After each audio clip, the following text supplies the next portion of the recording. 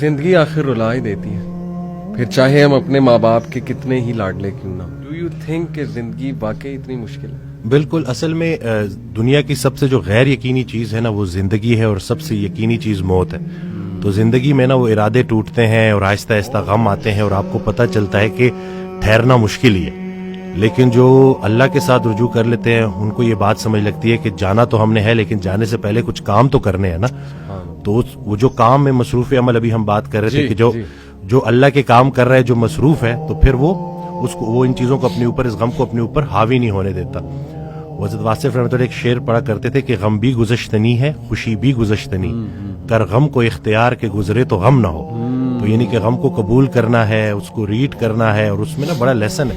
صحیح بات۔ تو یہ اللہ تعالیٰ ہماری برداشت، سب سے بڑی قوت برداشت ہے۔ بالکل صحیح۔ تو ہماری یہ برداشت بڑھانے کے لیے اللہ تعالیٰ غم بھیجتا ہے، صحیح۔ اور آہستہ آہستہ صبر کے ذریعے، نماز کے ذریعے انسان جو ہے نا اس مشکل سے نکل آتا ہے، کیونکہ اللہ کا وعدہ ہے کہ ہر سختی کے ساتھ آسانی ہے، تو سختی کے بعد آسانی ہے۔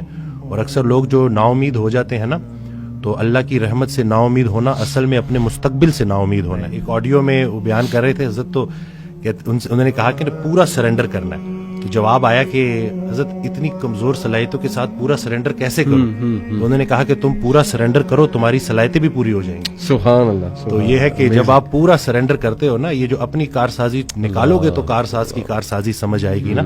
تو یہ جو اللہ ہے نا، یہ ہمارے ارادوں کو توڑتا ہے، اور نہیں آتی کوئی پریشانی اس وقت تک جب تک وہ بڑی پریشانی کو ٹالنے نہ آئی ہو۔ انسان جو ہے نا وہ جلد باز ہے، وہ کہتا ہے کہ بس میرے اللہ کو اپنے مطابق چلانا چاہتا ہے۔ صحیح بات۔ اور اللہ نے ہمارے لیے کتنی خیر رکھی ہوئی ہے، کتنی آسانی رکھی ہوئی ہے، ہمیں خوش کرنے کے لیے اللہ کے پاس اتنا کچھ ہے، لیکن ہم جلد بازی میں اور نا امیدی میں اس سے محروم ہو جاتے ہیں۔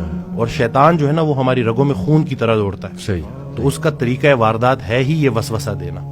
وسوسہ جو ہے نا وہ ایمان کی نفی ہے، اور یقین جو ہے نا وہ وسوسے کو نفی کرتا ہے۔ کیا بات۔ تو ہم نے یقین کو پختہ کرنا ہے، یقین نور ہے، شک اندھیرا ہے۔ تو اسی طرح سے یہ وسوسے کے اوپر سوال کیا گیا، تو حضرت کہتے ہیں کہ میرا اللہ پہ یقین بے گماں ہے جو علم بن گیا۔ تم بھی وہ یقین پیدا کر لو، تمہیں بھی علم مل جائے گا۔ اشفاق احمد صاحب کی بات سے آپ نے سٹارٹ کیا تھا، تو مجھے ایک واقعہ یاد آ گیا کہ ایک شخص ان کے پاس گیا اور کہا کہ اشفاق صاحب کوئی زندگی آسان کرنے کی ٹپ دے دیں۔ تو انہوں نے کہا میں تمہیں موت آسان کرنے کی ٹپ نہ دوں؟ تو کہتے ہیں چلے وہی دے دیں۔ کہتے ہیں اگر تم اپنی موت آسان کرنا چاہتے ہو تو جاؤ کسی کی زندگی آسان کر دو۔ اللہ۔ تو جو اللہ کا کام کرنے والے ہوتے ہیں وہ گلہ نہیں کرتے، وہ شکر کرتے ہیں اور لوگوں کے کام آتے ہیں۔ وہ سارے کام جو ہے نا وہ اللہ پہ نہیں ڈالنے، اللہ کے بہت سارے کام ہیں جو ہم نے کرنے ہیں۔ اور دوسرا یہ کہ خواہشات، یہ جو دنیاوی خواہشات ہیں، یہ جو فانی چیزوں کی محبت ہے، آپ کو جیتے جی فانی کر دیتی ہیں۔ اور یہ جتنا کچھ بھی ہے نا، وہ ایک شعر ہے کہ تیرے سوا کروں پسند کیا تیری کائنات میں، دونوں جہاں کی نعمتیں قیمت بندگی نہیں۔